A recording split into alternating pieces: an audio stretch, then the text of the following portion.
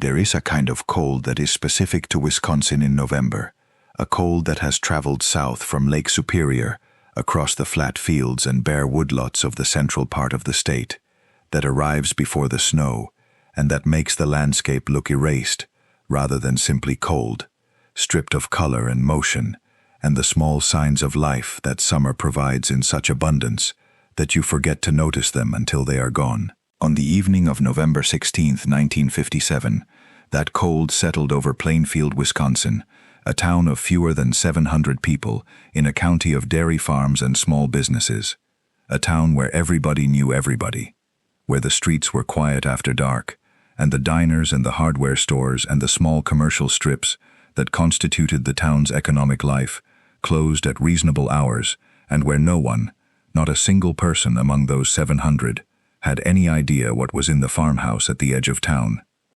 The hardware store owner had not come home. Bernice Warden, 58 years old, had been running the store on the town's main street, had been there in the morning, and now the store was dark and closed, and she was not at her house, and no one knew where she was. Her son, Frank Warden, who worked as a deputy with the Waushara County Sheriff's Department, began to make inquiries with the specific urgency of someone who knows his mother and knows that something is wrong. He thought about who had been in the store that day. He remembered that his mother had mentioned Ed Gein. Ed Gein was a figure in Plainfield, the way that certain solitary men become figures in small towns, known to everyone and known by them in the specific, limited way of a person who is present but not really seen, who is there at the edge of things, who buys his groceries and does odd jobs for neighbors, and is regarded as harmless and a little peculiar, but fundamentally a fixture, a given, as much a part of the landscape as the farm he lived on at the edge of town. He was small and slightly built, with pale eyes and a quiet manner that people variously described as shy, or awkward, or simply odd. He was 51 years old. He had lived in the area his entire life. He had no criminal record. He did not drink.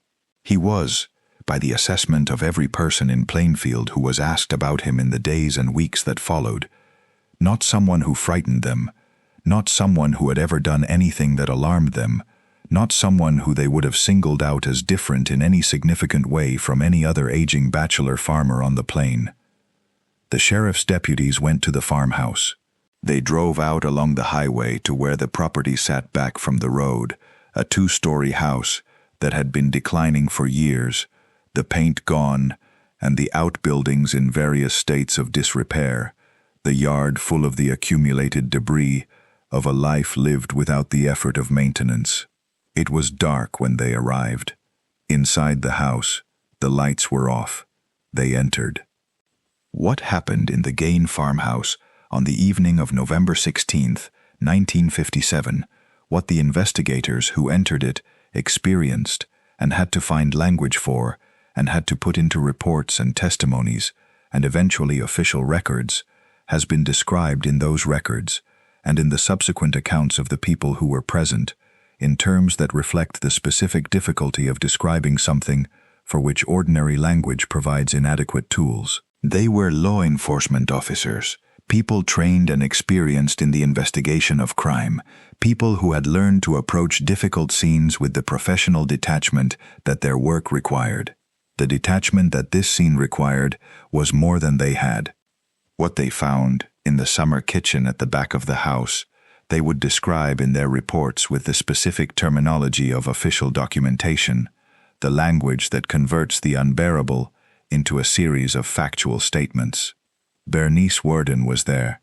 She had been hung upside down from the ceiling beams in the manner of a deer that a hunter has dressed and hung to cool. She had been decapitated. She had been butchered in a manner so specific and so systematic that investigators would later note, trying to make sense of what they were seeing, that the person who had done this kind of thing before, that what confronted them was not the chaotic evidence of a first act of violence, but the evidence of practice, of something that had become, in some terrible sense, routine. They continued through the house, and as they went from room to room, from the kitchen into the other spaces that the house contained, the nature of what they had entered became clearer and more incomprehensible simultaneously, because each new room added another layer to something that the mind resisted understanding, something that the training and experience they had brought with them was entirely insufficient to contextualize. The farmhouse of Ed Gein was not a crime scene in any sense they had encountered before. It was, as investigators and the press, and eventually the culture would come to understand, something else entirely, something that required new words and new frameworks and a new understanding of what a human being was capable of becoming, over years of isolation and obsession and the slow erosion of whatever barrier separates the thought from the act. To understand how a man came to live as Ed Gein lived in that farmhouse, and what the 12 years between the death of his mother and the November evening when investigators walked into his home produced in the spaces and the objects they encountered, it is necessary to go back to the beginning, to the family that made him, to the place and the circumstances and the relationship at the center of everything that followed. Ed Gein was born on August 27, 1906, in La Crosse, Wisconsin, the second son of George and Augusta Gein.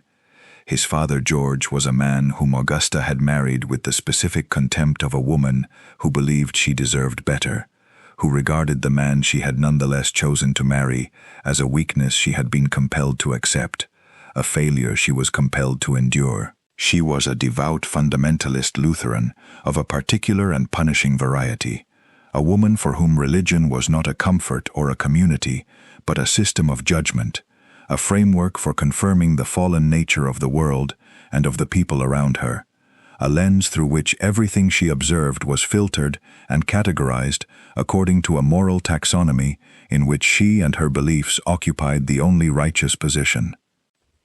Augusta Gein's faith produced, as the faith of people who use religion primarily as a system of judgment tends to produce, a woman of extraordinary rigidity and contempt for anything outside her own framework.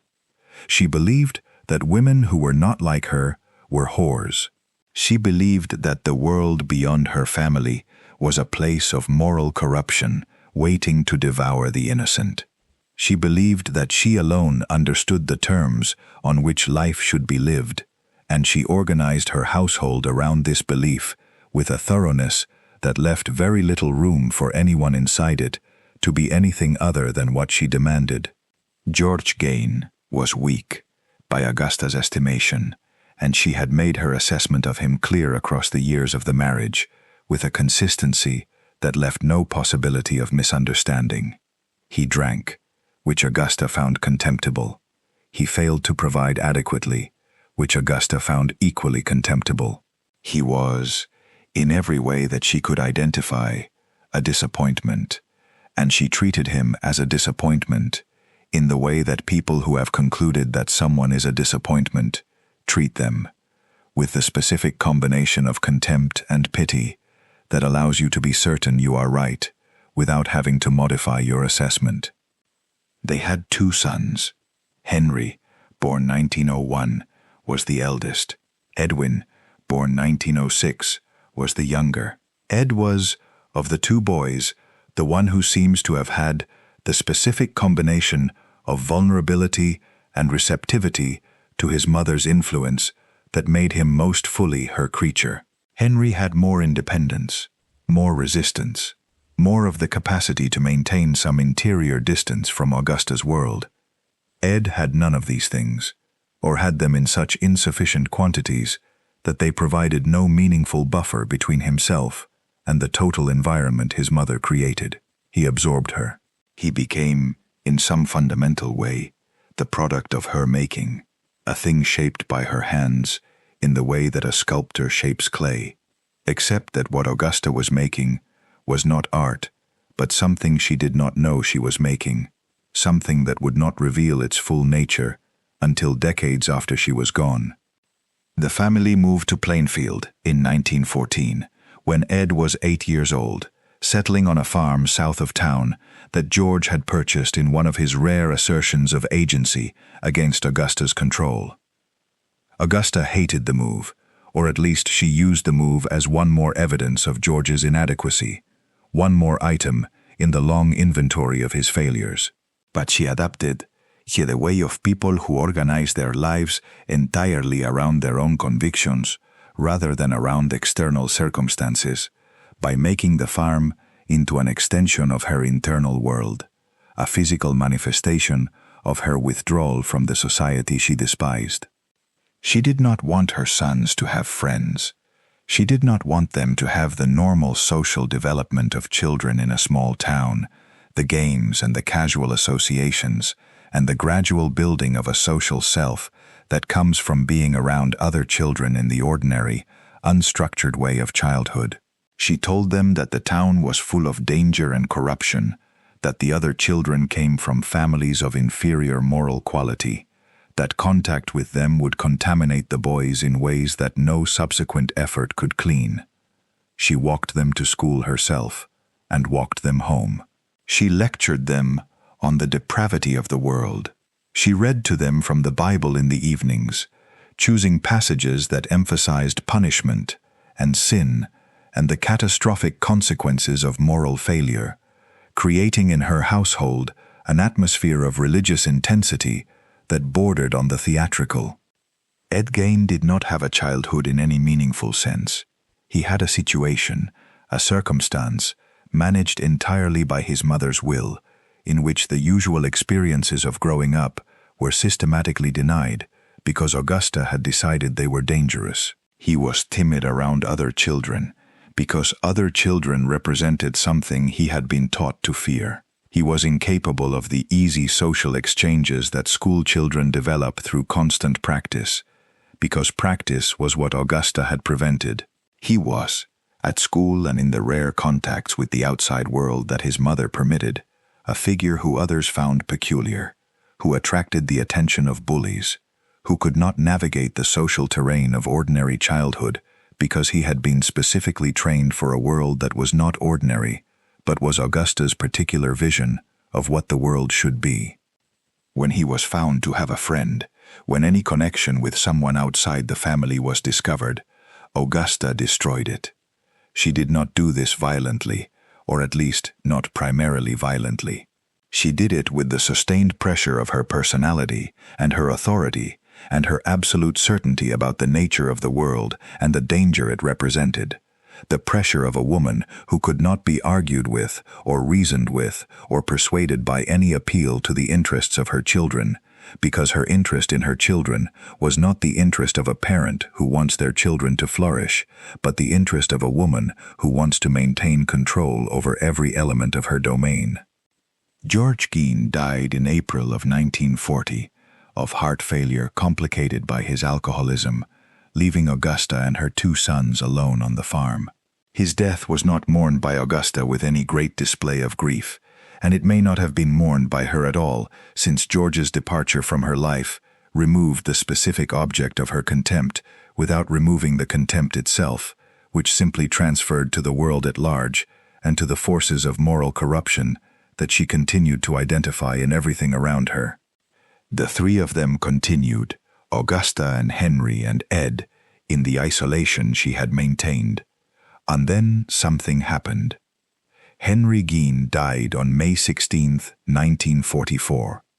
He died during a brush fire on the property, a fire that Ed had initially reported to authorities and that he claimed to have started under control before it spread. When searchers went out to find Henry, it was Ed who led them directly to the body, who knew where it was with a precision that the investigators on the scene found puzzling, because the fire and the night made visibility poor, and Henry's body was not in an obvious location. The cause of death was recorded as asphyxiation from the fire. There was, some investigators noted, a bruise on Henry's head, a bruise that was not consistent with simply being overcome by smoke in an open field. The bruise was noted and not pursued. Henry Gein was buried, and the case was closed. Henry, in the time before his death, had begun to say things to Ed about their mother. He had begun, gently and then less gently, to suggest that Augusta's grip on them was not healthy, that her contempt for women and for the outside world and for the ordinary human connections that they had both been denied was not a form of wisdom or protection, but a form of damage. He had begun, in other words, to give Ed a different frame through which to see the world he had grown up in, a frame that did not center Augusta's authority as the measure of all things. What Ed thought of these conversations, whether he agreed with Henry or resisted him or experienced some more complicated internal response, is something that the record does not fully establish. What the record establishes is that Henry expressed these views, and then Henry died, and Ed was alone with Augusta. Augusta had a stroke in early 1945.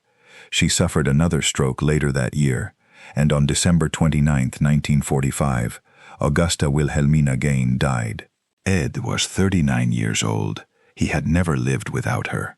He had never had a social life outside her control, never had a romantic relationship, never had a friend she had approved of, never held any view of the world that had not been filtered through her absolute and unsparing judgment.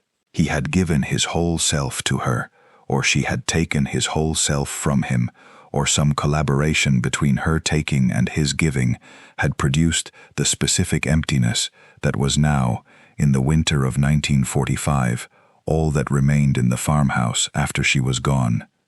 He buried her. He was alone. He sealed off the rooms she had occupied, the parlor and the upstairs bedroom and the living room, the rooms that had been Augusta's domain, preserving them intact, undisturbed, as though their emptiness could be managed by not looking at it, as though keeping her spaces exactly as she had left them could hold something of her in place. He lived in the kitchen, in a small room adjoining it, in the disorder that a man without anyone to organize himself for eventually produces, the accumulation of things and the decline of maintenance that happens when there is no external force requiring their management. He was alone for 12 years, and in those 12 years, something happened in the farmhouse that none of the people in Plainfield who saw Ed Gein buying groceries or doing odd jobs for neighbors or chatting in the street had any way to know about, because nothing about the Ed Gein they saw gave any indication of what the farmhouse contained. He was quiet, and he was a little strange, and he was harmless, and no one looked past those assessments to consider what might lie beneath them. What lay beneath them was this: Ed Gein had begun to read. He had always been a reader, and the reading now turned, in the isolation of the farmhouse and the absence of the only human relationship he had ever known, toward specific subjects with a specific intensity. He read about human anatomy.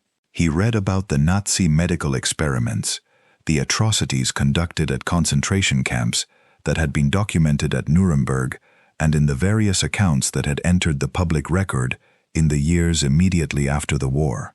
He read true detective magazines, the pulp publications of that era that combined crime reporting with photographs that were often explicit by the standards of their time. He read accounts of headhunters and of cultures that used human remains in ritual contexts.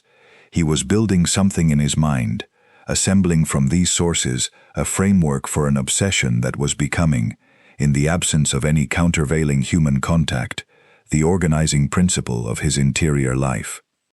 He was thinking about women, or more precisely, he was thinking about the female body, about what it meant and how it was constructed and what it would mean to possess it in the most complete and literal sense imaginable. His mother had been his entire world, and his mother was dead, and the logic that governed what he did next, while it is not the logic of a healthy mind, is not entirely incomprehensible when understood as the product of a specific and specific deprivation.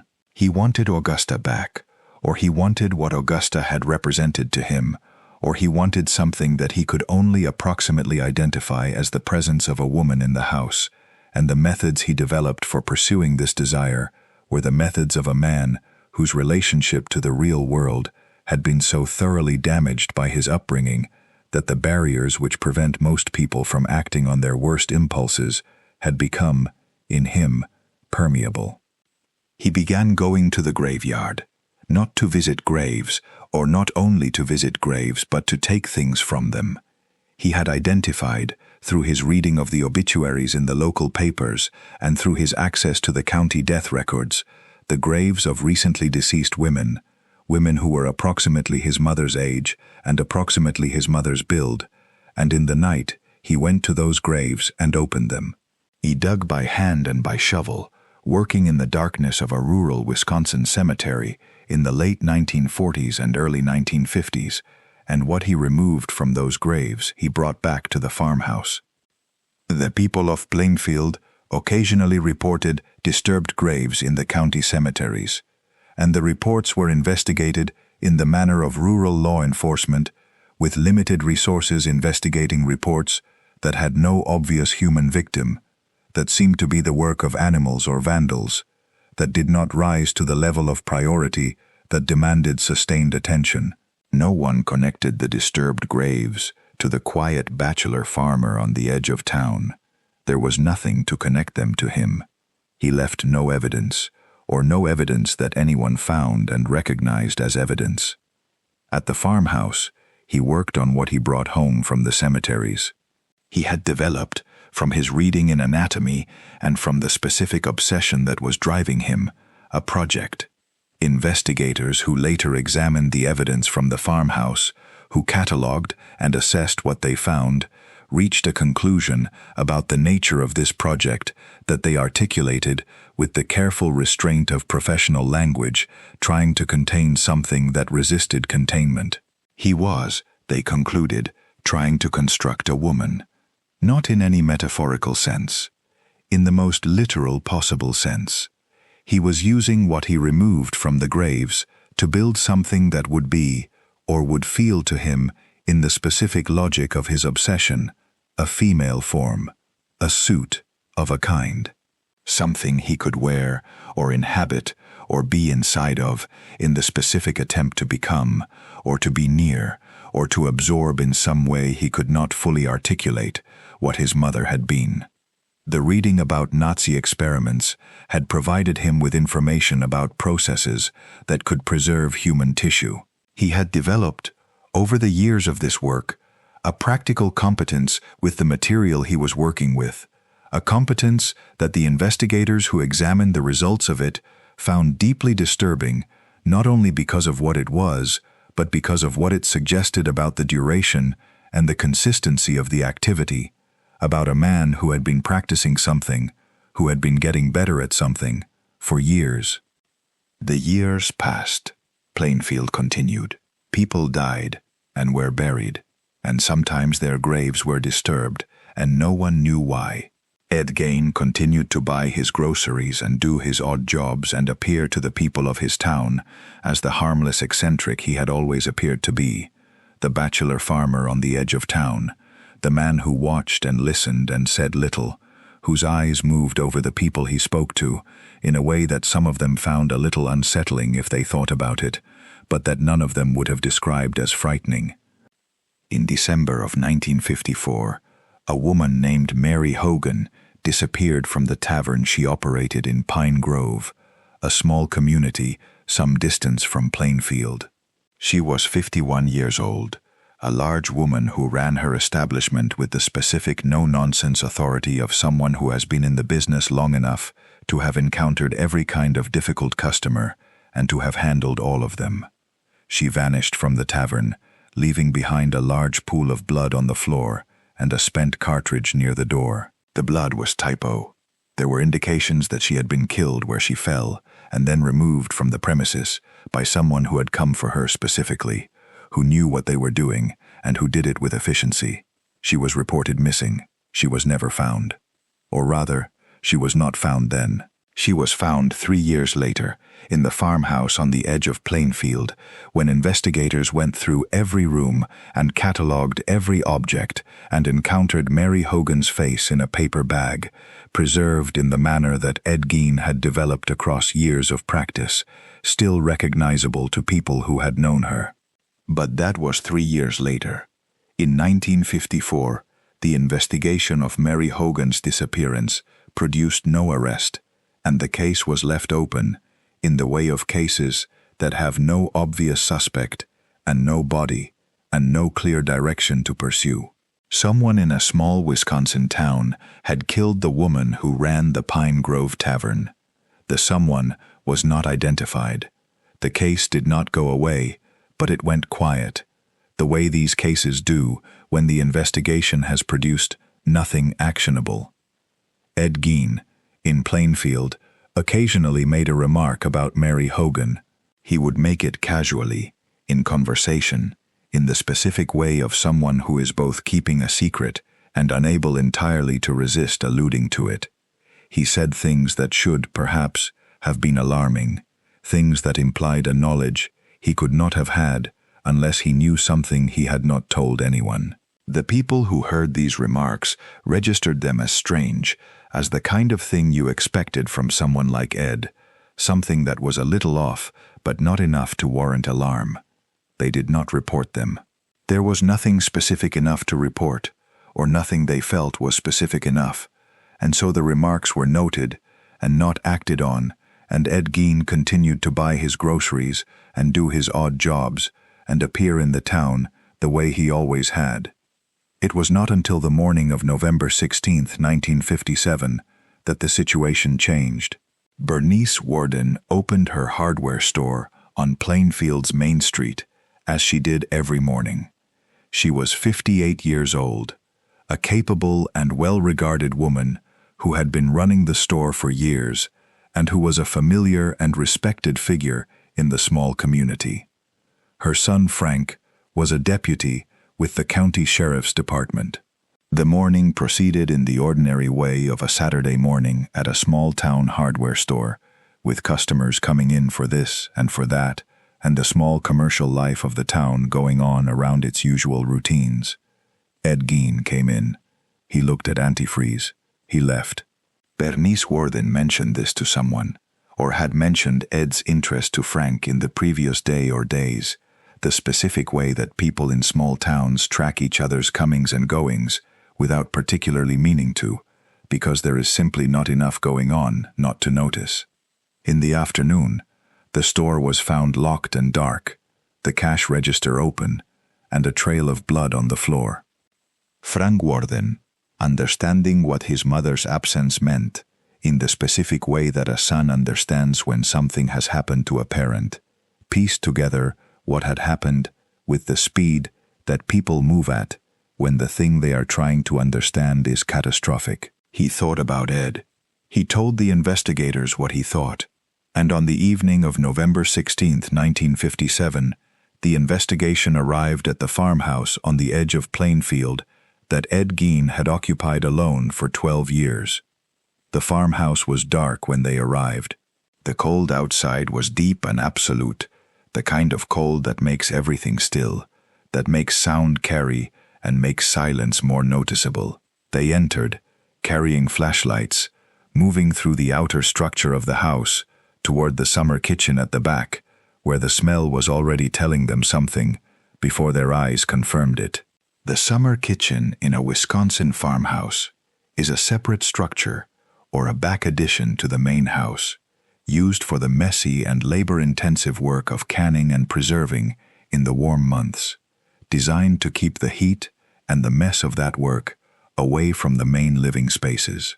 In the summer kitchen of the Gein farmhouse, Bernice Warden was hanging from the ceiling beams, upside down, in the manner of a butchered deer. She was headless. She had been gutted and dressed in the specific technical sense of that word, processed in the way that a hunter processes game. The investigators who entered the summer kitchen on the evening of November 16, 1957, and found Bernice Warden were not unprepared for difficult scenes. They were law enforcement officers in rural Wisconsin, people who had dealt with farm accidents and violent deaths, and the various catastrophes that small communities produce. They were, nonetheless, not prepared for this. The accounts they gave later, in testimony and in interviews, describe a moment of arrested comprehension, a pause between seeing and understanding, between what the eyes registered and what the mind was able to accept. They continued through the house. In the kitchen, which was the room Ed Gein lived in, they found the disorder of a man who had been living without organization or maintenance for years, and within that disorder, objects. The kitchen contained things that the investigators picked up and set down and tried to put into official language. Soup bowls that were not soup bowls, that were made of material that was not ceramic or metal, or any of the materials that soup bowls are made of. The investigators had to stop and look more carefully, and when they looked more carefully, they understood what the bowls were. Human skulls, sawn across the top and used as containers, used as you would use a bowl, on the table in a kitchen where a man prepared and ate his meals. The skulls were catalogued. The list of what the investigators found as they worked through the house, room by room, is a list that has been reproduced in various forms across the decades since, and it is a list that has never quite been made to feel ordinary by repetition, because the specific nature of what it contains resists the normalization that repetition typically produces. It remains, in the accounts of people who engage with it seriously rather than sensationally, a document that does not settle easily into any familiar category of human behavior, that sits at an extreme of what a human being is capable of, and that takes the understanding further toward that extreme than most people would choose to go. The walls of the kitchen held things. The chairs were covered in material that was not upholstery fabric. The wastebasket was made of a material that the investigators took some time to identify. Throughout the kitchen and the adjoining room where Ed Gein slept, objects that were in the shapes and positions of household items were made of materials that were not the materials household items are made of. A lampshade, a vest, things that had the form of ordinary domestic objects and the substance of something else entirely. The refrigerator contained human organs, preserved, organized in the specific way that someone organizes things they intend to return to, that someone stores carefully and deliberately. Ed Gein had been doing this for years.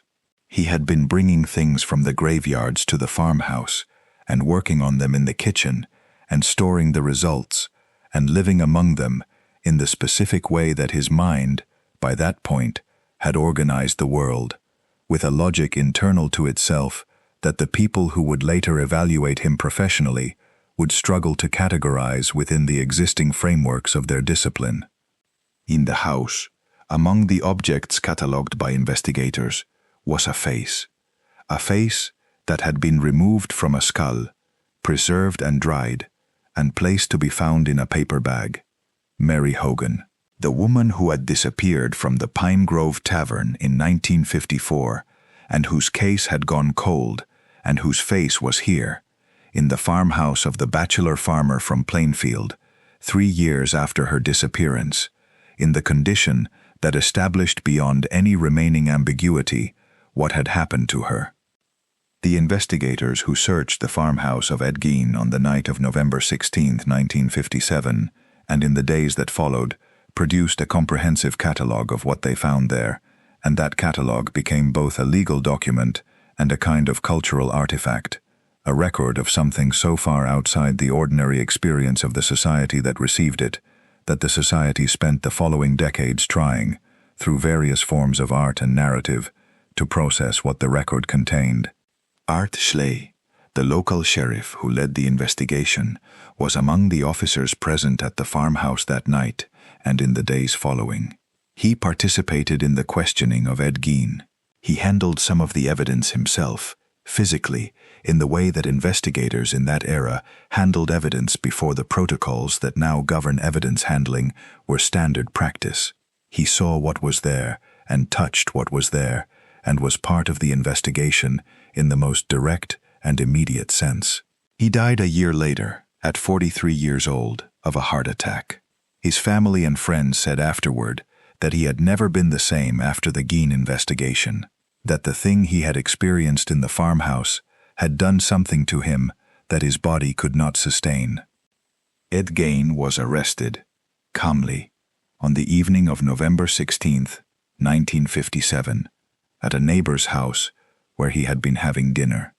He was cooperative, in the specific way that he was always cooperative, with the quiet self-effacement of someone who did not offer resistance, because resistance was not part of his repertoire.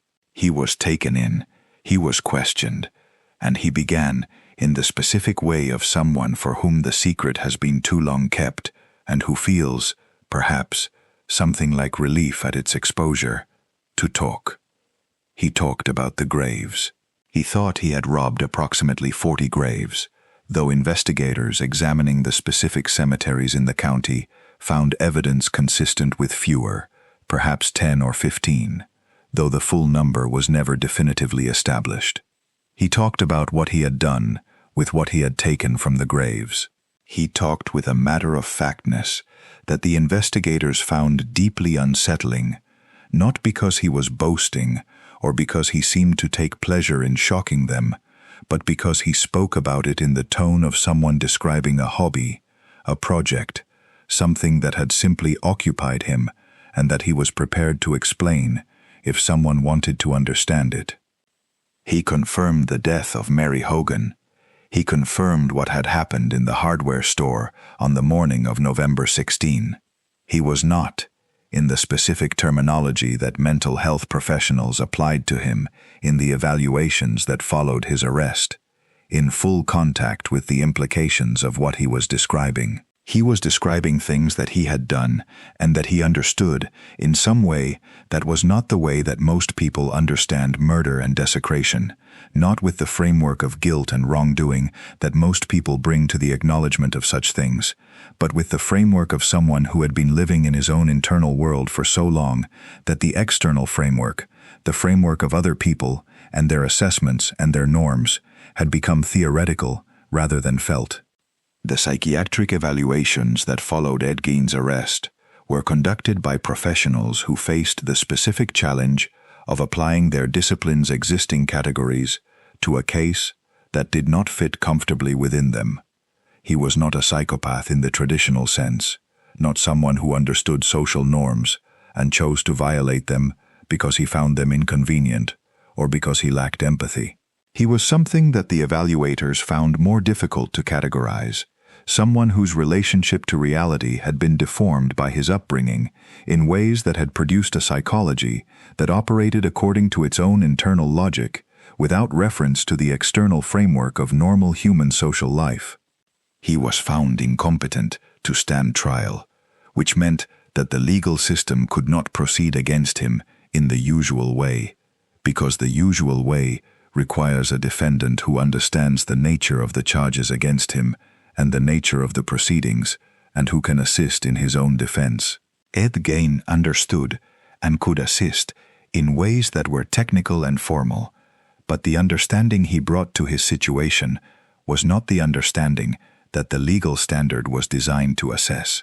He was committed to the Central State Hospital for the Criminally Insane in Waupun, Wisconsin, where he was to be treated and monitored, and where the possibility of eventual trial was held open against the day when he might be found competent. He spent the following decade in the hospital.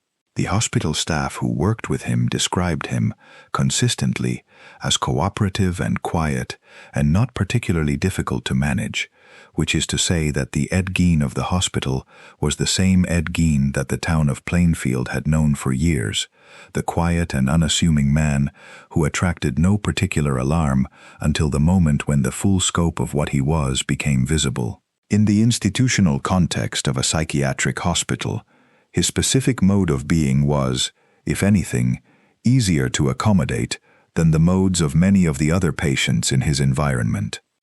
In 1968, 11 years after his arrest, psychiatrists evaluated Ed Gein and determined that he was now competent to stand trial. He was tried, in November of that year, for the murder of Bernice Worden. The trial proceeded swiftly. The evidence was overwhelming and undisputed. He was found guilty. He was then subject to a second phase of the proceedings, a determination of his sanity at the time of the crime, and the jury found that he had been legally insane when he committed the murder. He was not sentenced to prison. He was returned to institutional custody, this time to the Mendota Mental Health Institute in Madison. He spent the rest of his life there. He was, by the accounts of the staff who knew him in those years, a model patient, the kind of patient that institutions prefer, cooperative and low maintenance, and not given to the difficult behaviors that make psychiatric care demanding. He gardened. He was calm. He was polite. He did not appear, to the people who worked with him on a daily basis, to be struggling with any particular internal demons, to be haunted or tormented by what he had done in the farmhouse and in the graveyards of central Wisconsin. Whether he was, or whether the appearance of equanimity was accurate to his actual interior state, is something that no one who worked with him could fully establish, because the interior state of Ed Gein had always been something that the face he presented did not disclose. He died on July 26, 1984, of respiratory failure at the age of 77. He was buried in Plainfield Cemetery, in a grave next to his mother's. While Ed Gein was living out his quiet institutional years, the world outside was discovering what had happened in the farmhouse, and the discovery was producing cultural tremors that would reshape the American imagination for decades. Robert Bloch, a writer living in Beyahuega, Wisconsin, less than 40 miles from Plainfield, had been following the Gein case in the newspapers in 1957 and 1958.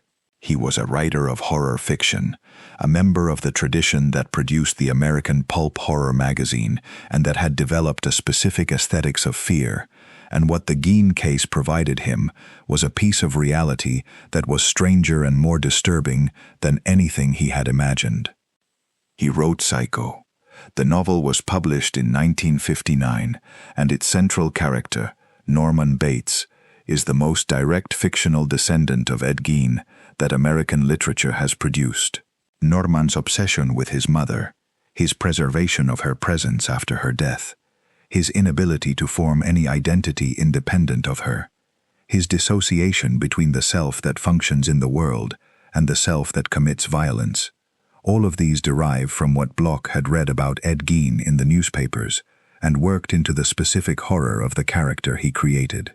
Alfred Hitchcock adapted the novel the following year, producing a film that remains among the most significant in the history of the medium, a film that introduced into the popular imagination a specific kind of horror that has never quite left it, the horror of the apparently normal person in the apparently normal setting, the horror that is invisible until it is not, the horror that reveals itself only after it has already done what it was going to do. Psycho changed how Americans thought about the relationship between ordinary life and extreme psychological deviance. Before Psycho, in the popular imagination of American horror, the dangerous person was usually identifiable as dangerous by some external marker, by strangeness of appearance or manner or circumstance that signaled their danger before they acted. Norman Bates, modeled on Ed Gein, was not like this. Norman Bates ran a motel. He was polite and a little shy and clearly lonely, and there was nothing about his surface, nothing visible in the first hour of the film in which he appeared, that told the audience what he was. This was the specific innovation that the Gein case made possible, the knowledge that the person who seemed ordinary was not always ordinary, that the quiet and the unremarkable could conceal something that ordinary life had no mechanism for detecting until it was too late. A decade and a half later, in 1974, a Texas filmmaker named Tobe Hooper made a film with a title that announced its horror in advance, The Texas Chainsaw Massacre. The character at the center of it, Leatherface, wore a mask made of human skin. He lived in a house in the Texas flatlands with his family, a family of deviance and dysfunction, removed from ordinary society and operating by their own internal logic, in a structure that recalled, for anyone who knew the Gein case, the farmhouse in Plainfield, the household that had produced its specific horror through isolation, and the specific pathology of a family that had turned entirely inward. The mask was Gein. The house was Gein. The specific horror of encountering something that should have been a face, but was something else entirely, something that had been assembled from the wrong materials, was Gein. And then, in the 1980s, Thomas Harris created two characters who owed specific debts to Ed Gein in the novels that would eventually produce The Silence of the Lambs. Buffalo Bill, the killer at the center of the film's plot, is driven by a desire to construct a female identity from the skin of women he kills, the most direct adaptation of what investigators had concluded about the nature of Ed Gein's project in the farmhouse. Hannibal Lecter, the psychiatrist and cannibal who occupies the film's secondary narrative, represents a different distillation of the Gein material, the educated and articulate monster who moves through the world with the specific authority of someone who has mastered its language while rejecting its values from a position of contempt. The three films, and the franchises that followed from them, represent the most sustained cultural reckoning with what Ed Gein had done that American popular culture has managed, and what they collectively demonstrate is the specific way that the Gein case reshaped the imagination of horror, changed what horror was for, and what it could do, and what it was trying to say about the society that produced it. Before Gein, American horror was primarily about the supernatural, about things that came from outside the ordinary world to threaten its stability. After Gein, American horror understood that the most frightening thing was already inside the ordinary world, living on the edge of the small town, buying groceries and doing odd jobs, and being regarded as harmless by the people who saw him every week. The specific setting of rural Wisconsin, the flatness of the central part of the state, the small towns where everyone knew each other, and the farms were spread across the plain, and the winters were long, and the social world was tight, and the people who existed at its margins were visible but not seen, was also part of what the Gein case contributed to the cultural understanding of American horror. The idea that the American heartland, the small town of Middle America, the landscape that the country's self-image had made into a symbol of safety and normalcy and the virtues of the common man, could be the setting for something like the Gein farmhouse, was a specific and devastating revision of that self-image, a specific form of the shock that accompanies the discovery that the thing you thought was safe was not safe, that the place you thought was protected was not protected, that the monster was not somewhere else but here, in the house on the edge of town, and had been here all along. Plainfield, Wisconsin, has spent the decades since the events of November 1957 in the specific situation of a place that became famous for something it wished had never happened to it. The town did not ask for what Ed Gein had done in the farmhouse at its edge, did not have any mechanism for preventing it, did not know and could not have known, and the association that his case established between the town's name and the most disturbing criminal case that Wisconsin had ever produced was not an association that the residents of Plainfield had any way to contest or escape. The farmhouse was burned to the ground on the morning of March 20th, 1958, approximately 4 months after the investigation had concluded. Local residents set the fire, in an act that was simultaneously an act of destruction and an act of attempted erasure, an attempt to remove the specific physical locus of what had happened, to make the ground that had held the farmhouse into simply ground again, without the structure that had given its horror a home. The fire consumed the farmhouse and the summer kitchen and the outbuildings. What was left was foundation and ash and the bare Wisconsin ground. The graves in the county cemeteries that Ed Gein had disturbed were vandalized in the years that followed. The specific sites of his activity identified and subjected to additional indignity, as though the graves themselves were in some way contaminated by what had been done to them and needed to be further disturbed. It was an irrational response, a displacement of horror onto the physical sites of its production, but it was a human response, the specific human impulse to do something when the something that has been done is too large to be processed any other way. Gein's own grave, in Plainfield Cemetery next to his mother's, has been vandalized repeatedly across the decades. Pieces of the gravestone were broken off and taken as macabre souvenirs. The stone was damaged and replaced and damaged again.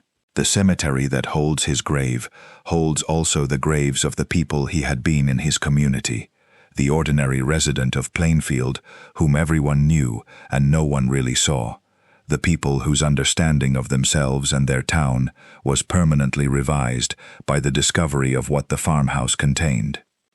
The world never forgot. The cultural legacy of the Gein case is one of the most extensive that any criminal case in American history has produced, the 3 horror franchises representing only the most visible portion of it.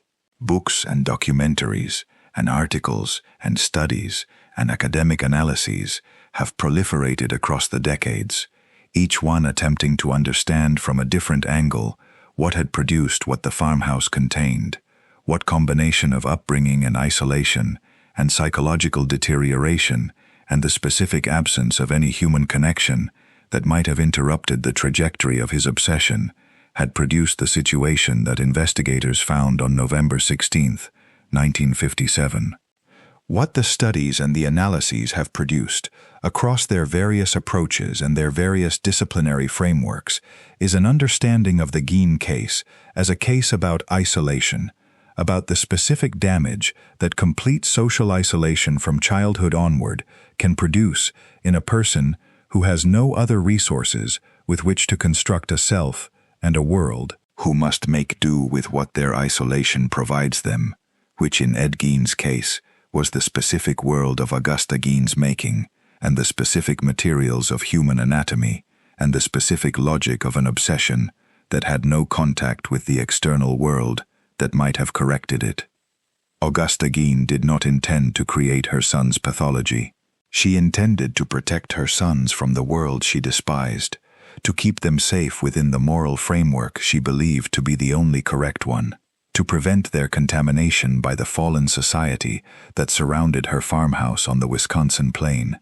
The protection she provided was its own form of catastrophe. The moral framework she enforced was not a framework that served Ed Gein or served Henry or served her own vision of the good, but a framework that produced, in the specific combination of its rigidity and its completeness and its contempt for the human connections that Ed might have had, the specific emptiness that he filled with the only materials he had available. The specific lesson of the Gein case, the one that the cultural legacy has been working to articulate across the 6 decades since the farmhouse was entered and catalogued, is not simply that quiet people can hide disturbing things, though that is part of it. It is something more about the specific relationship between the world that children are raised in and the people those children become, about the specific capacity of a sufficiently total environment to produce a sufficiently total deformation, about what happens when the human need for connection and identity and a sense of self in relation to others is denied in the specific and sustained way that Augusta Gein denied it to her son. It is also a lesson about the smallness of the world in which this happened, and about the specific failure of visibility that allowed it to happen in a town where everyone knew everyone, where the social fabric was tight and the population was small, and the usual arguments for why these things are missed in large anonymous cities should not have applied.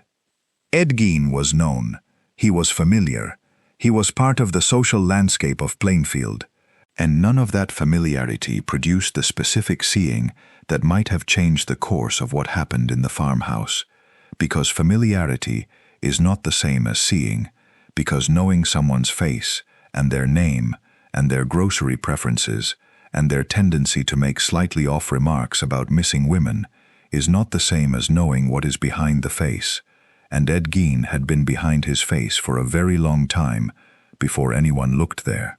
The farmhouse is gone, The ground it stood on has returned to grass and earth. The town of Plainfield is still there, still inhabited by people who go about their lives and who live with the specific weight of an association they did not choose and cannot escape.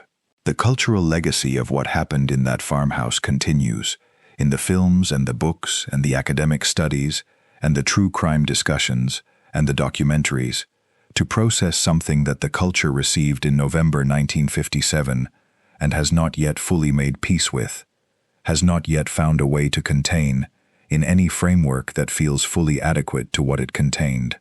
Ed Gein is buried in the Plainfield Cemetery, next to his mother, in the specific adjacency that governed his entire life. He died at 77 years old, in the hospital where he had lived for 25 years, having been polite and cooperative and quiet to the end, having never fully inhabited the framework through which the world outside his own mind understood what he had done. He died as he had lived, in the specific mode that the farmhouse had produced and that the hospital had accommodated, a man whose interior life had operated according to its own logic, in a space that the people around him had never fully seen. Augusta Gein's farmhouse is ash. The grass grows over the foundation. Wisconsin winters come and go, and the world that Ed Gein remade, in the specific way that the worst human acts remake the world they are committed in, is the world we still inhabit, the world in which the quiet man on the edge of town is a figure that American horror has never stopped being afraid of, the world in which the small community and the ordinary landscape and the unremarkable man are no longer simply what they appear to be, the world in which the farmhouse on the edge of the Wisconsin plain became a place that investigators entered on a November evening in 1957 and emerged from changed, and that the culture entered and has never fully emerged from since. The specific nature of what investigators found when they catalogued the Gein farmhouse in the days following November 16, 1957, deserves more attention than a single reference to the horror of it, because the specific items and their specific nature are the clearest window into the interior world that Ed Gein had built across the 12 years of his isolation, the clearest evidence of what the obsession had become and how far along the path from thought to act he had traveled in the absence of any human contact that might have interrupted the journey. Investigators from the Waushara County Sheriff's Department, assisted eventually by the Wisconsin Department of Criminal Investigation, spent several days conducting a thorough examination of the farmhouse and cataloging its contents. The catalog they produced is one of the most unusual documents in American criminal history, a list that begins with the ordinary items of a bachelor farmer's household and then diverges, in item after item, into something that the language of inventory was not designed to accommodate. The summer kitchen held Bernice Worden. Beyond what had been done to her, it held evidence of previous activity, tools, the kinds of tools that someone who worked regularly with a specific kind of material develops and keeps organized in the way of any craftsman, the tools of someone who had practice. The kitchen, where Ed ate and lived, held the skull bowls on the table. It held, on the walls and in the corners, objects that had been fashioned from human skin and bone, things that had been worked into forms that served specific domestic functions in a world where the materials available for domestic craft were what the graveyard and the two murders had provided: a wastebasket, upholstery on a chair, a lampshade, a vest made of female torsos that could be worn, that had been designed to be worn, that was the clearest single expression of the project that investigators concluded had been at the center of Ed Gein's activity across the decade since his mother's death. The refrigerator, when opened, held human organs, preserved, in the specific condition of someone who intends to return to them, who is keeping them for a purpose that the investigators could only approximate in their reports. A box held objects that were the most intimate, the most specific, the most clearly connected to the nature of the obsession as the investigators understood it. The box contained things removed from women, preserved, stored with the care of someone who understood them as valuable, as the specific material of a project that had been ongoing for years and that would have continued if November 16, 1957, had not interrupted it. On a wall, mounted in a manner that investigators initially took for wall decorations, before the nature of what they were looking at became clear, were faces. Human faces, removed from their skulls, and dried and preserved and mounted in the way that hunters mount the heads of trophy animals, displayed as evidence of accomplishment and of possession. Among them was the face of Mary Hogan, who had been missing for 3 years, whose disappearance had been investigated and set aside, and who was here, in the farmhouse in Plainfield, in this specific and terrible form. Skulls on bedposts, a heart in a paper bag, the belt made of nipples, which represents perhaps the most specific and most disturbing expression of the project, the construction of a body from its components, the assembling of a female form from the female body that Augusta had made into the primary object of contempt and fascination in Ed's psychological world. The items were photographed and catalogued and eventually disposed of by the state because there was no legal or institutional category for them, no framework for what you did with the objects found in Ed Gein's kitchen. They were evidence in a case that had been resolved without trial. They were the physical remains of crimes against the dead that were difficult to prosecute. They were things that no museum or archive or institution wanted to hold, and they were eventually destroyed, which is perhaps the only thing you could do with them that made any sense.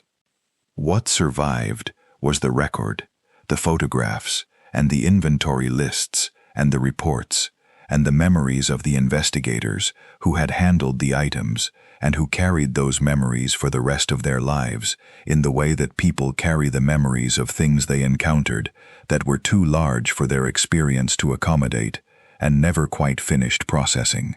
The specific horror of the Gein farmhouse is not primarily the horror of violence, though violence was certainly present. It is the horror of the domestic, of the ordinary, converted into something extraordinary, of a kitchen and a living space and the tools of daily life, made from materials that daily life has no framework for. It is the horror of the long duration of it, the 12 years of a project that was developed and refined and practiced in a farmhouse on the edge of a small town, while the town went about its ordinary business and regarded the man who lived in the farmhouse as harmless and a little odd. It is the horror of the specific logic of it, the internal consistency of an obsession that, within its own terms, made a kind of terrible sense, even if those terms were entirely disconnected from the terms of the world outside the farmhouse. The psychological evaluations that were conducted on Ed Gein in the months and years after his arrest produced a body of clinical assessment that has since become part of the foundation on which the modern understanding of certain categories of extreme deviance is built. The professionals who evaluated him were working within the frameworks available to psychiatric practice in the late 1950s and early 1960s, frameworks that were less developed and less refined than those available to contemporary practitioners, but that nonetheless produced assessments of his condition that have held up reasonably well in the retrospective evaluation of subsequent researchers. He was not a psychopath in the clinical sense of a person who understands social norms and deliberately and calculatedly violates them. The categories available for what he was were limited and imperfect, and the evaluators who tried to apply them found themselves working at the edges of their discipline's capacity.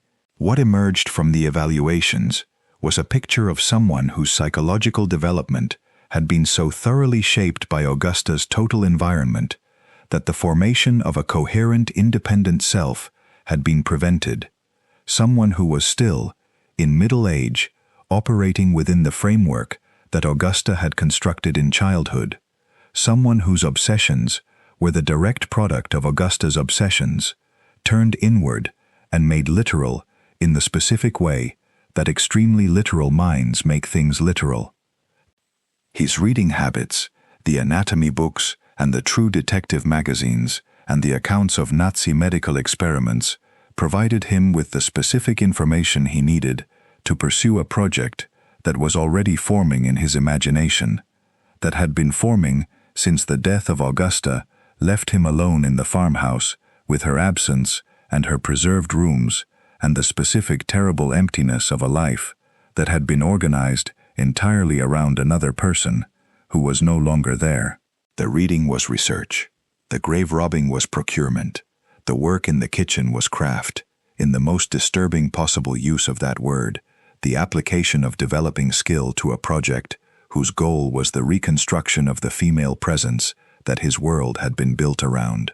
He was not trying to be Augusta exactly, or at least that is not the most precise way to describe what the investigators and the evaluators concluded about his project. He was trying to create something, to assemble from the materials he had available a kind of thing that Augusta had been, a female presence, something he could inhabit or be near or wear or be enclosed in, something that would fill the specific shape of the absence that December 29th, 1945 had created. The female skin suit, the vest that could be worn, is the clearest expression of this. Not the violence of someone who hates women, though there is complexity in how the misogyny his mother instilled intersects with his own desires, but the project of someone who wants to become what he has lost, to take on the form of the person whose absence has made his world unlivable. This is not a defense of Ed Gein. It is an attempt to understand the specific nature of what happened in the farmhouse, which is the only purpose that understanding it serves. The understanding does not mitigate what he did to Mary Hogan or to Bernice Worden, does not lessen the horror of the dozens of graves he disturbed and the indignity he visited on the people buried there. It simply describes the mechanism, the specific pathology that produced the specific actions, in the hope that describing it accurately serves some purpose in the ongoing effort to understand how human beings become what they become and what might be done about it. The people of Plainfield, who had known Ed Gein as a neighbor, who had regarded him as harmless, who had heard his slightly odd remarks and registered them and done nothing because they could not imagine what they indicated, were placed by the events of November 1957 in a position that required them to revise everything they had understood about the man who had been part of their community for 50 years. This revision was not comfortable. It required acknowledging that they had not known what they thought they knew, that the face of a person familiar to them had concealed something they had had no mechanism for detecting, that their community had, in its ordinary social functioning, provided the cover that allowed the farmhouse to be what it was for 12 years. This is one of the most lasting dimensions of the Gein case, the specific lesson about the limits of community knowledge, about the specific inadequacy of the ordinary social mechanisms of a small town for detecting the kind of extreme deviance that had been developing in the farmhouse. A small town is supposed to offer protection through familiarity, through the specific knowledge of each other that comes from years of proximity and shared life. The Gein case demonstrated that this protection has limits, that familiarity is not the same as seeing, that years of proximity can produce a kind of invisibility for the person who is always present, but never fully known. The cultural consequences of this lesson have been substantial. The small town in American horror, after Gein, is not the same small town it was before him. The Psycho Motel, in the middle of nowhere. The Texas family compound, isolated from civilization. The small American town that looks normal and is not. These settings in horror fiction and horror film draw on what the Gein case demonstrated about the relationship between the familiar landscape and the unfamiliar horror that the familiar landscape can conceal. about the specific way that the ordinary and the terrible can coexist in a space that the culture had designated as safe. The timing of the Gein case, arriving in 1957 at the height of the post-war confidence in American normalcy, in the specific moment of American history when the suburban ideal and the family ideal and the small-town ideal were being marketed as the resolution of all social problems, the end point of American history's trajectory, the shape that American life was supposed to take now that the Depression and the war were over, gave the case a specific and devastating cultural resonance. The farmhouse in Plainfield was not in suburban America, but it was in the American heartland, the small-town America that the culture had made into a symbol of everything that was supposed to be right about the country, and what it contained was the most thorough possible refutation of the idea that the small town and the quiet life and the familiar face were guarantees of anything. The decade of the 1950s produced a specific cultural anxiety about the normal and the deviant, about conformity and the things that lurked beneath conformity, about the cheerful surfaces of post-war American life and what they might be concealing. This anxiety found expression in science fiction and in the early stirrings of the counterculture and in the specific critique of conformity that various writers and artists and social critics were developing in the mid-1950s.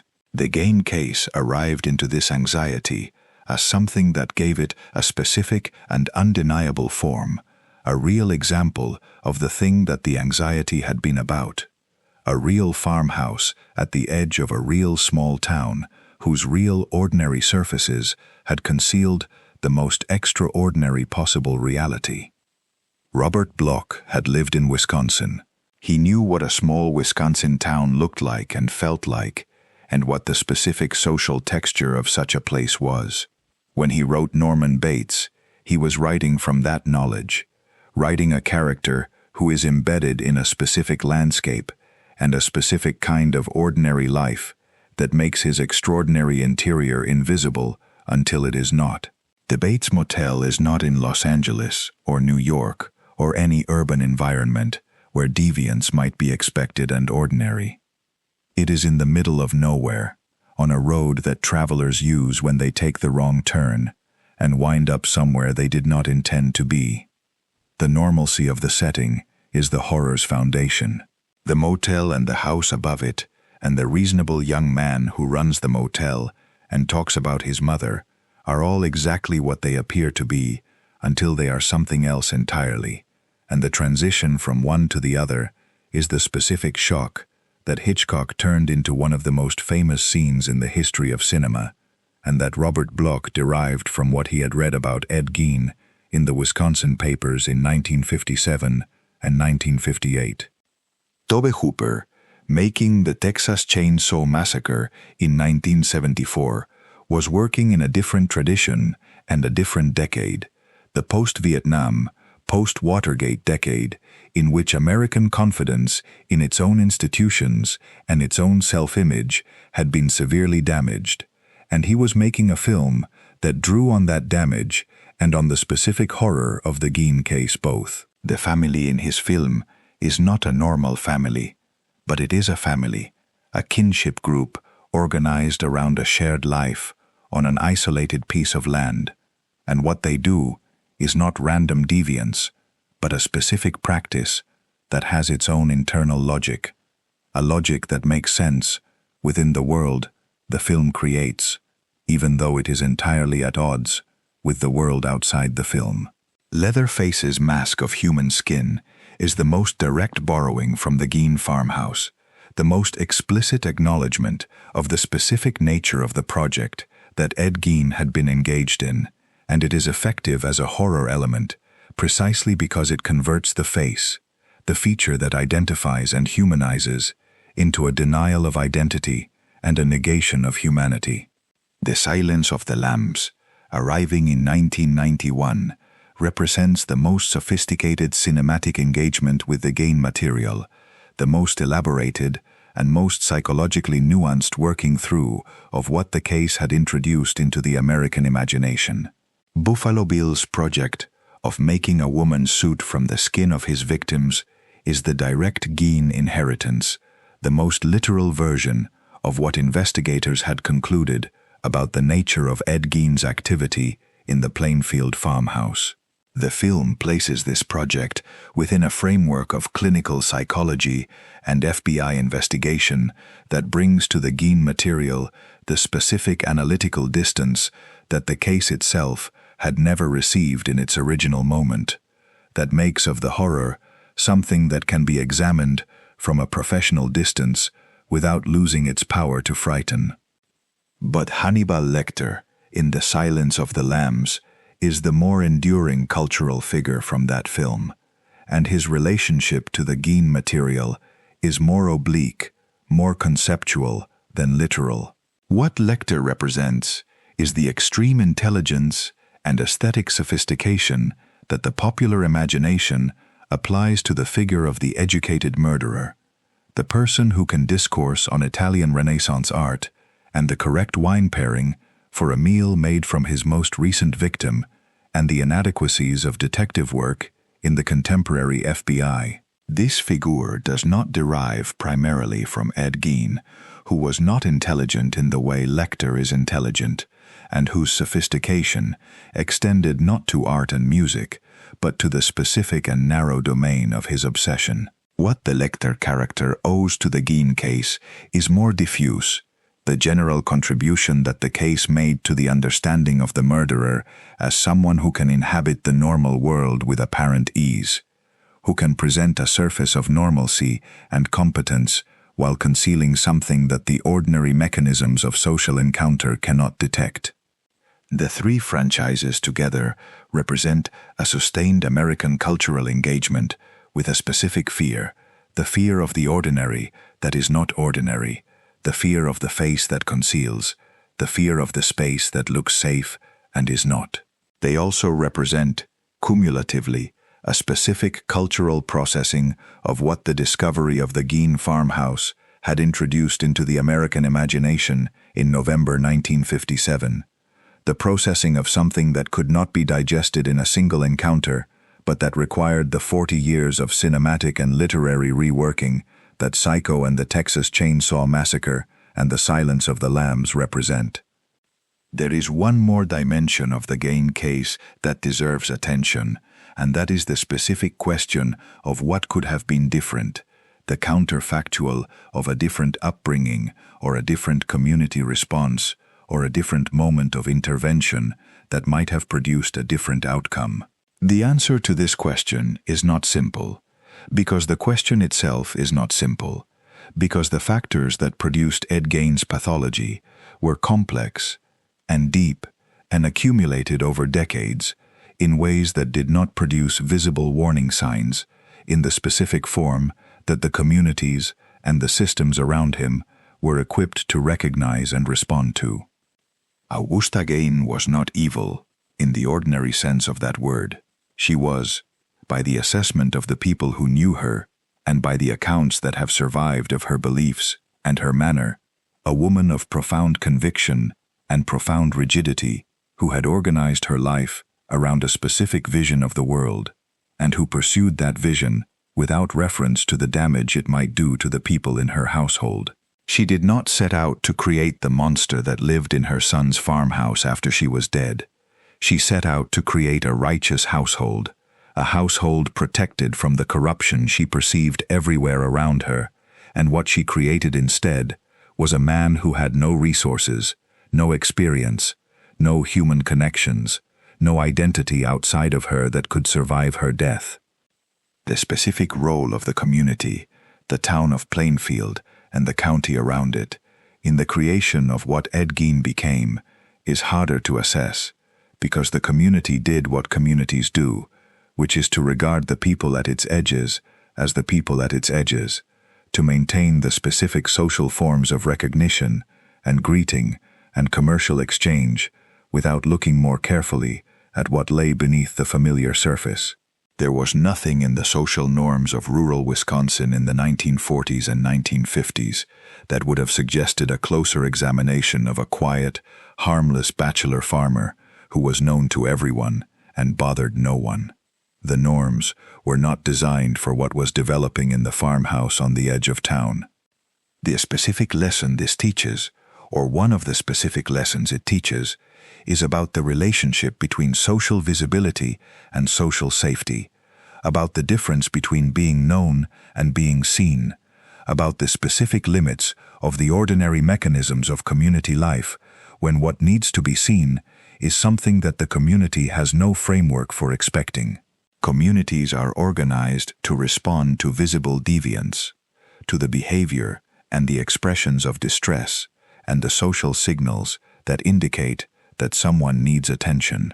They are not organized to detect the invisible deviance, the deviance that presents the face of normalcy while developing something entirely different in the space behind the face. Ed Gein presented the face of normalcy.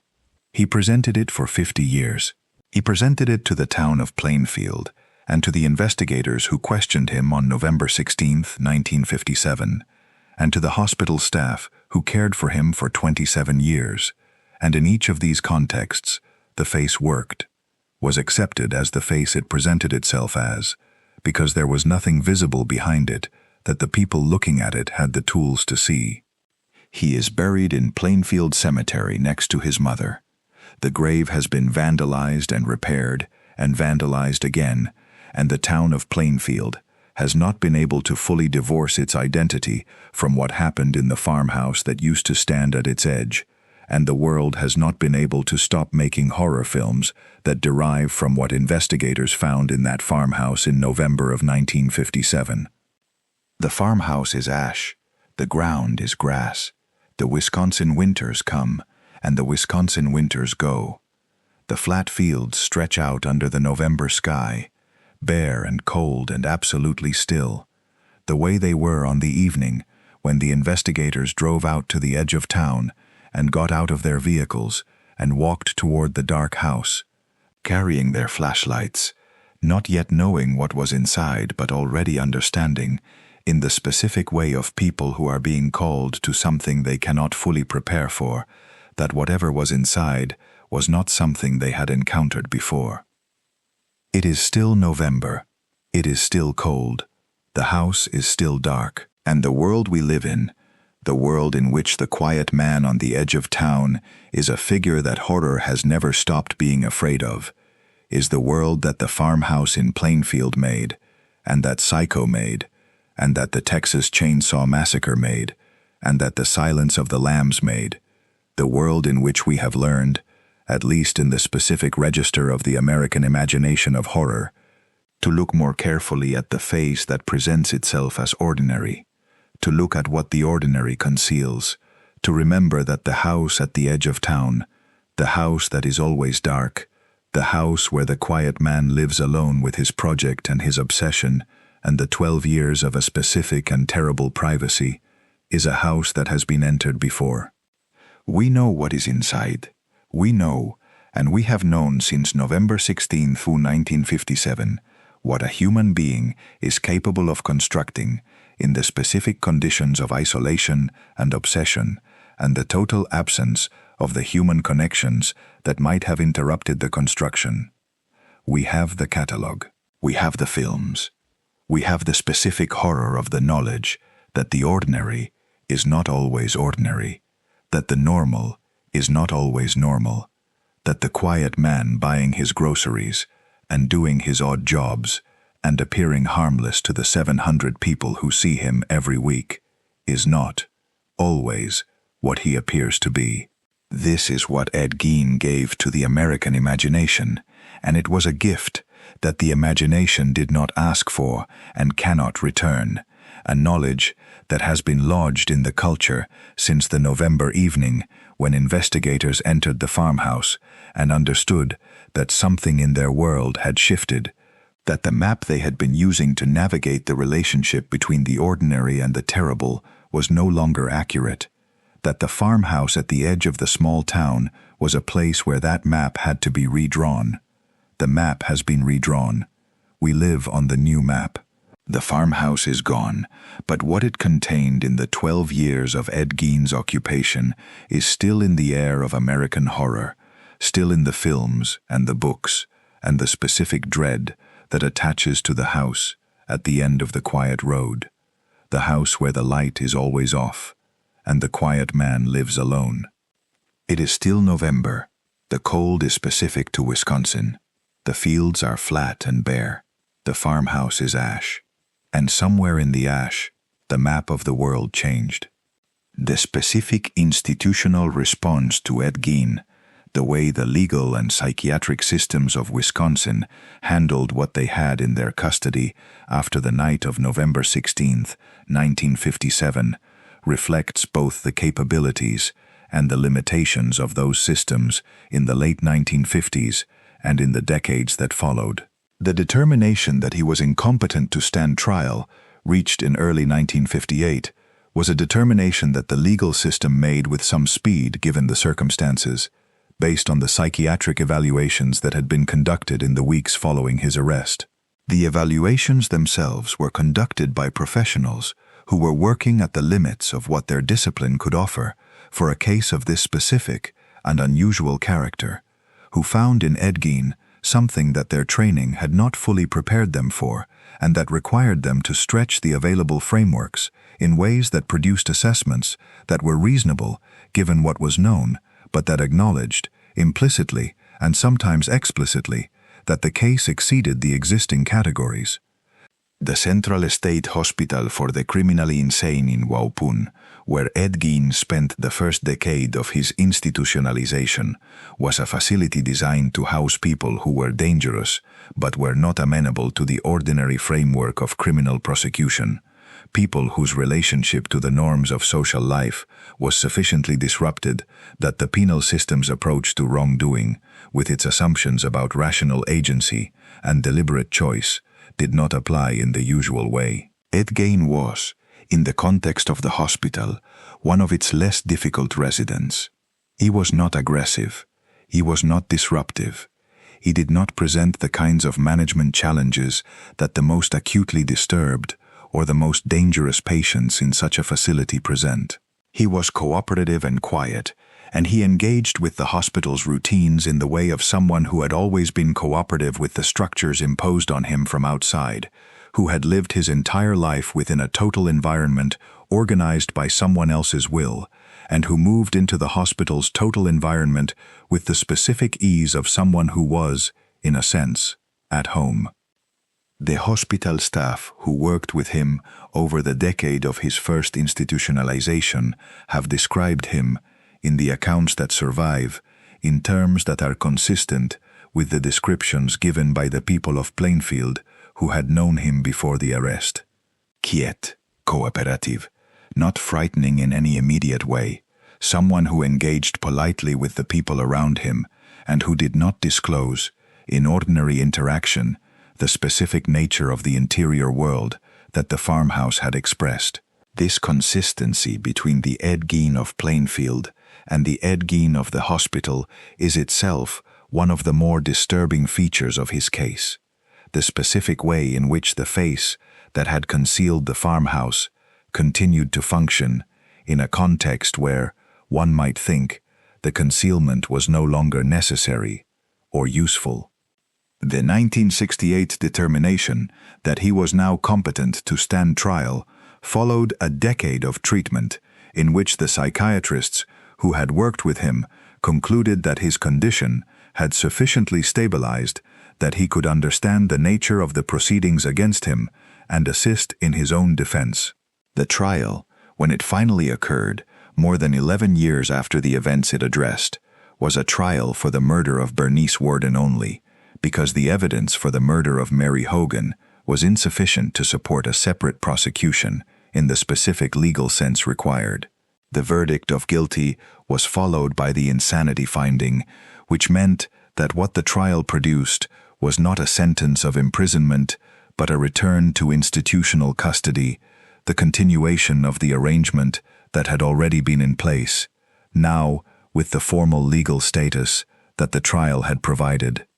The question of whether Ed Gein should have been tried and imprisoned, rather than treated and institutionalized, is a question that has been raised periodically across the decades since his arrest, and it is a question that reflects a broader debate about the appropriate response of the criminal justice system to extreme deviance in cases where the deviance is clearly the product of severe psychological disturbance.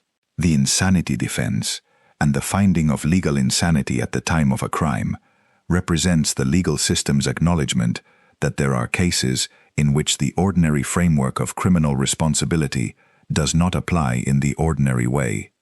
Cases in which the connection between the act and the will that produced it is sufficiently disrupted that holding the person criminally responsible in the usual sense is not appropriate. Ed Gein's case is one in which the argument for this acknowledgement is relatively strong, because the specific nature of his pathology, its origins in his upbringing and its expression in the specific and internally consistent logic of the Farmhouse Project, does represent a relationship between the act and the will that is qualitatively different from the relationship that the criminal law's framework of rational agency assumes. This does not mean that what he did was not harmful, or that the harm it did to Mary Hogan and to Bernice Worden and to the families of the people whose graves he disturbed was not real and serious and deserving of a serious response. It means that the specific nature of the harm and its specific causes require a response that is oriented toward something other than punishment in the usual sense. Whether the institutional response that Wisconsin provided, the decades of psychiatric care in a hospital setting, constitutes an adequate response to what Ed Gein did, is a question on which reasonable people can disagree, and the disagreement reflects genuine uncertainty about the purposes of the criminal justice system and the appropriate balance between the interests of public safety, the interests of the victims and their families, and the interests of a just treatment of someone whose relationship to his own actions is as complicated as Ed Gein's relationship was. What is clear is that the institutional response did not produce, in Ed Gein, any visible transformation of the specific psychology that had produced the farmhouse. He remained, until his death at 77, the cooperative and quiet person he had always been in institutional contexts, the person whose face did not reveal what lay behind it. Whether the treatment he received across 27 years of hospitalization changed anything fundamental in his interior world, whether the project that had organized his activity in the farmhouse was somehow resolved or redirected or simply suspended, is something that the clinical records, to the extent they are available, and the accounts of the staff who worked with him, do not conclusively establish. He died cooperating with his care, as he had always cooperated with the structures imposed on him, politely and without evident struggle. Mary Hogan and Bernice Worden deserve more space in any account of the Ed Gein case than they typically receive. They were real people whose deaths are sometimes reduced, in the larger cultural narrative of the case, to plot points in the story of Ed Gein, to the catalysts for the investigation that revealed the farmhouse and changed the American imagination. This reduction is unjust in the specific way that the reduction of any person to a function in someone else's story is unjust. Mary Hogan was 51 years old when she was killed in the Pine Grove Tavern in December of 1954. She had been running the tavern for years and was known in the community as a capable and direct woman, someone who had the specific authority of a person who has run her own establishment and knows how to handle the people who come through her door. She was unmarried. She lived the specific life of a woman who has built her own livelihood and who occupies the center of a particular social space in the community where she lives. She was shot in her tavern in December of 1954, and her body was taken, and for 3 years her fate was unknown, and in 1957 her face was found in a paper bag in the farmhouse of Ed Gein, and that was what her story became. Bernice Worden was 58 years old when she was killed in her hardware store on the morning of November 16, 1957. She had been running the store on Plainfield's main street and was a familiar figure in the town where she had lived and worked, a respected member of a small community who had earned her position through the ordinary means of competence and reliability and the sustained presence of someone who shows up and does the work. Her son was a deputy with the county sheriff's department. She was killed with a .22 caliber rifle, shot in the back of the head while going about the ordinary business of a Saturday morning in a hardware store in a small Wisconsin town. She was found hanging upside down in the summer kitchen of the farmhouse of a man she had known as a neighbor and customer, a man who had visited the store earlier that day, a man she had not been afraid of because there was no reason, by any available measure, to be afraid of Ed Gein. The families of both women carried the weight of the case in the specific way that the families of murder victims always carry it, with the additional weight in this case of the specific nature of what was found in the farmhouse, the specific additional violations that the case revealed had been committed on Mary Hogan's remains. There is no dignified way to describe this addition to the grief of her family and friends, and no adequate language for what it means to have the fate of someone you loved revealed in the specific form that the Gein case revealed Mary Hogan's fate. The families lived with that knowledge for the rest of their lives, and the specific horror of that knowledge is the human cost of the case in its most direct and most painful form, more direct and more painful than any cultural legacy or any horror film, however accurate or however thoughtful. Plainfield, Wisconsin, population 700, a town on the flat plain of the central part of the state, surrounded by dairy farms and woodlots and the specific quiet of a rural landscape in autumn and winter. A town that had a hardware store and a diner and a gas station and a bar and all the components of a small-town commercial life, and that had, at its edge, a farmhouse where a man had lived for 12 years, with the project that the investigators catalogued in November of 1957. The town has not recovered from that reputation in any complete sense, which is the specific form of the ongoing consequence of the Gein case for the people who were unlucky enough to be residents of Plainfield in 1957, and for the people who have come to live there since. The name of the town appears in the first paragraphs of accounts of the Gein case, because the town is where it happened, and the town did not choose to be where it happened, and has had no mechanism for removing itself from that association. It is the town where the farmhouse was. It is the town where the cemetery was. It is the town where Ed Gein bought his groceries and was regarded as harmless. The world outside Plainfield did not forget. The world outside Plainfield made Norman Bates and Leatherface and Buffalo Bill out of what the farmhouse had contained. The world outside Plainfield returned to the case again and again in the decades that followed, drawn by the specific combination of the ordinary and the extraordinary, the quiet and the terrible, the familiar face and the unfamiliar thing behind it, that the Gein case had introduced into the American understanding of what a human being could become under specific and specific circumstances. November in Wisconsin. The cold coming down from the lake, the fields bare and flat under the sky, the house at the edge of the small town, dark and still, the kind of house that you pass without looking at closely because there is no reason to look closely, because familiarity has removed the looking, because the house and the man who lives in it are known and therefore invisible in the specific way that the known becomes invisible.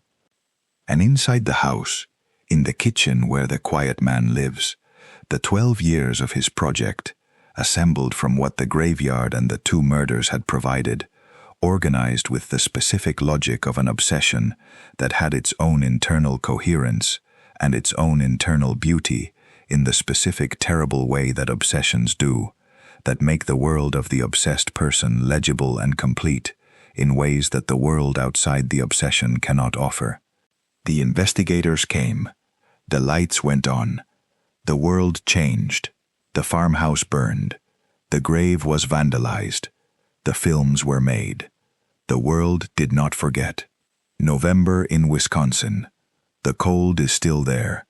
The fields are still flat. And in the specific register of the American horror imagination, the house at the edge of the quiet town is still dark, and the man who lives there is still buying his groceries, and the face he presents to the town is still the face that the town sees when it looks at him, which is to say that the town does not see him at all, that the face is what the town knows, and the thing behind the face is what the town does not know. Until November 16th, 1957. Until the investigators arrived with their flashlights. Until the world that was already there was finally visible.